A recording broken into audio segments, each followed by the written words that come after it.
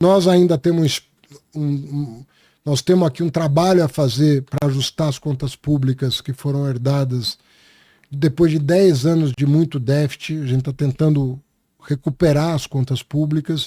Então as pessoas estão olhando para isso e verificando o esforço que o governo está fazendo.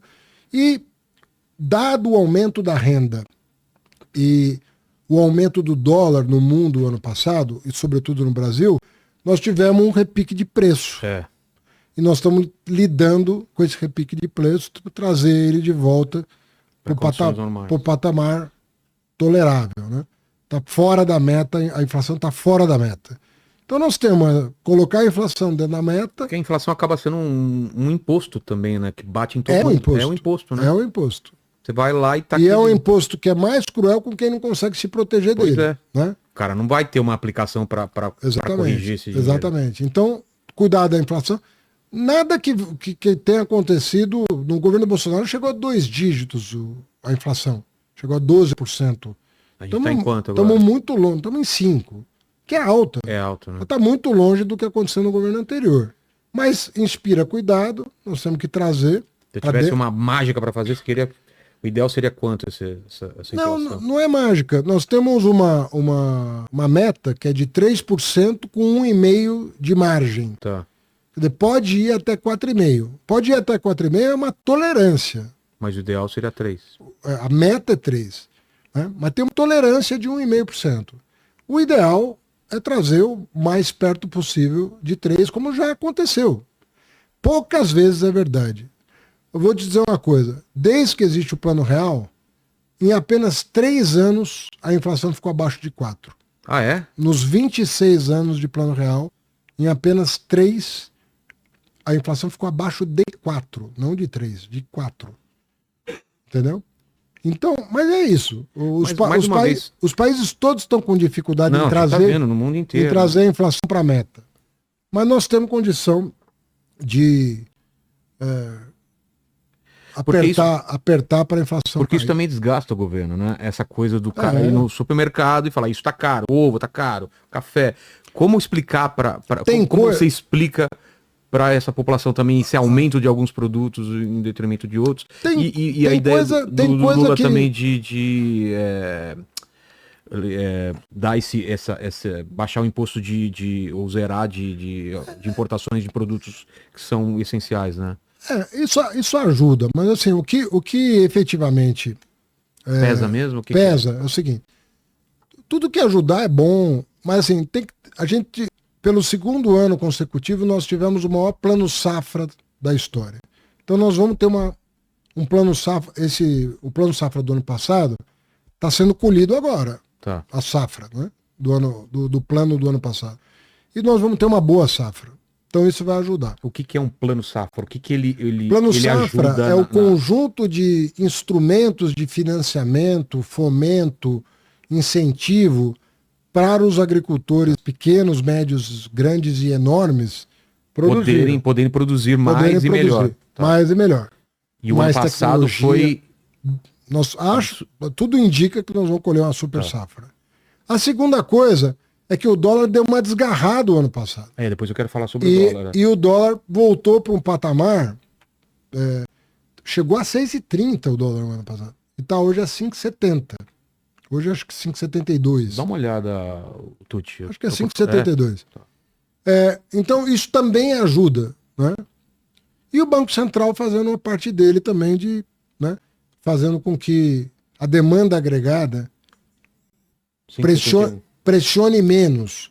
Porque quando o governo está consumindo, as famílias estão consumindo, a exportação está consumindo, o investimento consumindo o que a gente produz, se a oferta não estiver compatível com a demanda, você tem um repique no preço.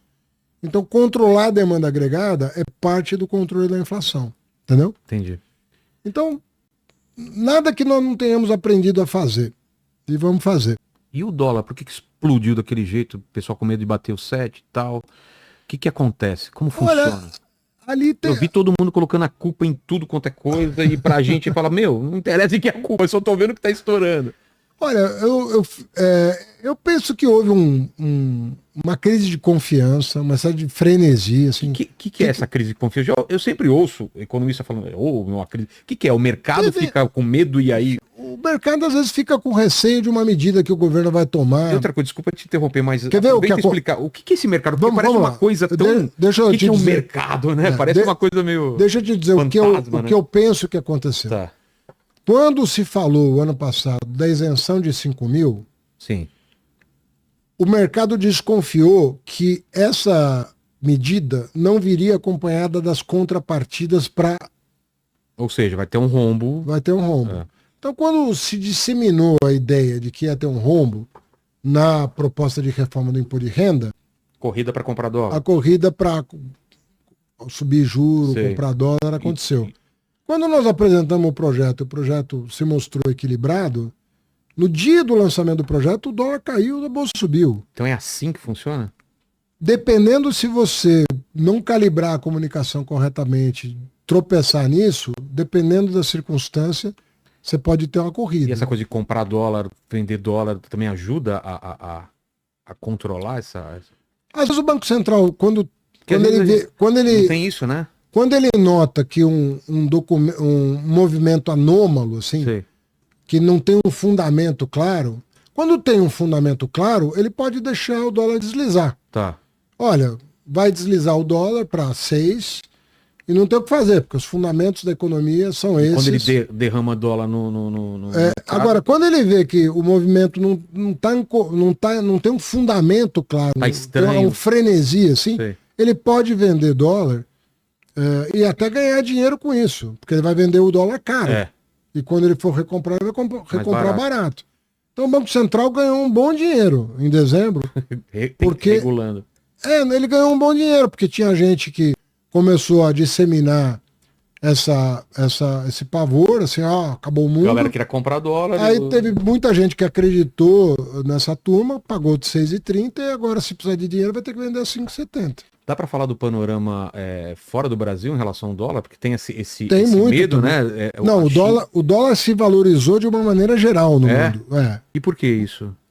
Por causa que a taxa de juros que ia cair não caiu. Por exemplo, no começo do ano passado, todo mundo imaginava que o dólar, que o juro nos Estados Unidos ia cair um ponto e meio, 150 pontos básicos, 1,5 ponto. Então a taxa de juros ia cair de 5 para 3,5, de 5,5 para 4. Tá? Isso não aconteceu, porque a inflação nos Estados Unidos resistia, e resiste ainda um pouco. Então o chamado orçamento de corte caiu muito. Quando o mundo percebeu que a taxa de juros nos Estados Unidos ia permanecer num patamar muito alto, o dólar se valorizou no mundo inteiro. Entendeu? Mas tem uma preocupação deles também do dólar deixar de ser a principal moeda. Eu não sei se isso é uma coisa que vai demorar muito para acontecer, se pode acontecer e qual é o efeito. Isso é uma longa história, Vilela, de como é que o dólar chegou a essa importância. Essa importância. Houve um acordo no pós-guerra estabelecendo a paridade do ouro com o dólar, e o dólar passou a ser uma moeda internacional mais ancorada no ouro. Depois deixou. Essa paridade foi rompida. Foi rompida em um certo momento. Em 1971 ela foi rompida. O dólar se manteve como reserva de valor. Hoje o Brasil tem mais de 300 bilhões de dólares em reserva de valor. Não tem dívida externa desde o governo Lula, lá atrás. Pagou a dívida. Pra quem não lembra, a gente só de juros o que pagava, né? Pagava uma fortuna. Então, você ter uma moeda como reserva de valor tem muitas vantagens. Muitas vantagens. Porque você tem como financiar os seus déficits sem dificuldade. Porque todo mundo quer dólar, quer manter o dólar, né, como reserva de valor. A China tem 1 trilhão, né, de dólares em reserva de valor. Não sei quanto em dólar. As reservas da China são muito substanciais. Mas uma boa parte das reservas, que são trilhões, o equivalente a trilhões de dólares, é em dólar. Tem euro também, pode ter ien, pode ter ouro, pode ter uma série de coisas. Mas a maioria dos países que tem reserva em dólar, entendeu? Majoritariamente. Isso dá uma vantagem enorme para o país que emite o dólar. Pode ligar a maquininha lá. Porque é uma moeda nacional que é valor, que é reserva de valor internacional. Então é uma coisa única na história da humanidade isso ter acontecido dessa maneira. Mas foi fruto de um processo histórico que teve início no pós-guerra e o dólar se consolidou como essa reserva de valor. Isso está mudando um pouco, porque tem mais transações em moedas locais, tem mais acordos bilaterais, tem uma série de outras coisas surgindo no mundo que desafiam, vamos dizer assim, um pouco essa situação. Mas eu penso que é um caminho ainda longo. Não é para agora. É um caminho longo que ninguém ainda tem certeza do desfecho dessa história, entendeu? Mas são tentativas de... porque também, às vezes, acontece o seguinte, pô, quando você faz empréstimos internacionais, você também faz empréstimos em dólar. E aí um país da África que tomou um dinheiro em dólar para fazer um investimento, por causa da inflação americana, está pagando um juro que não tem nada a ver com a realidade daquele país. Está pagando um custo de... Né, o que aconteceu com a África nos últimos tempos, né, quando o dólar, o juro americano subiu demais, é que pegou a África endividada. E o juro subiu por causa da inflação doméstica dos Estados Unidos. Então você veja as dificuldades, né, de lidar com esses cenários. Né? Um país pobre que toma empréstimo em moeda forte e que de repente se vê obrigado a pagar uma taxa de juros que o investimento feito não tem o retorno compatível com aquilo. Nessa guerra de tarifas que está rolando agora no mundo, qual é o papel do ministro da Fazenda para decidir essas coisas? Os Estados Unidos está querendo taxar tanto, a China. Como vocês decidem essa queda de braço ou não é uma queda de braço? Como funciona esse cálculo? É sempre uma queda de braço. Cada país, não tem país bonzinho, todo mundo quer o melhor para o seu país, concorda? Né? O cara tá querendo que o produto, que o produto dele venda mais caro e entre mais barato o outro produto. E quando esse produto está concorrendo com o dele, ele vai taxar isso? Toda a política, essas políticas tarifárias são muito complexas, não são simples. Porque, às vezes, você tem muita literatura sobre isso. Quando que é o caso de proteger o mercado doméstico? Quando precisa? É uma pergunta uma discussão, de 200 anos. Quando é que você protege o mercado doméstico? Então, desde os primórdios aí da modernidade, da Revolução Industrial, sobretudo a partir do fim do século XVIII, começo do século XIX, começou uma discussão. Vamos proteger a indústria nascente, porque a indústria está nascendo, ela não consegue competir. Vamos proteger o mercado interno. Então tem várias teses sobre como fazer. Durante o período que a Organização Mundial do Comércio estava forte, as barreiras tarifárias começaram a ser derrubadas. Entendeu? Porque os países ricos imaginavam que eles iam ser muito beneficiados pelo fim das tarifas. Pelo fato de que eles têm uma escala de produção absurda, eles têm máquinas mais modernas, a produtividade do trabalho lá é maior. Então o mundo em desenvolvimento não vai conseguir competir com a indústria dos países ricos, então a globalização vai ser boa para os países ricos. Nós vamos comprar insumos e vamos vender produtos industrializados para o mundo inteiro. E tem um lucro absurdo. Não se contar, só que não... Vamos dizer o seguinte, explicaram para os russos, mas não explicaram para os chineses. Esqueceram de explicar para eles como funcionava. Esqueceram de explicar para os chineses não compraram a globalização. E se beneficiaram nos últimos 30, 40 anos de uma escala de produção monumental. Os caras têm 1 bilhão e 300 milhões de habitantes, começaram a receber aporte de investimentos vultosos para aproveitar o mercado interno chinês, para exportar. Hoje a China... Sabe qual foi o saldo comercial da China no passado? Não. $1 trilhão. Em números redondos. Ou seja, o Brasil chegou a ter 100 bilhões de dólares, né? O ano passado 75, o ano retrasado quase 100. A China teve $1 trilhão de saldo comercial. A China produz 60% do aço produzido no mundo. Mais da metade do aço produzido no mundo Foi produzido na China.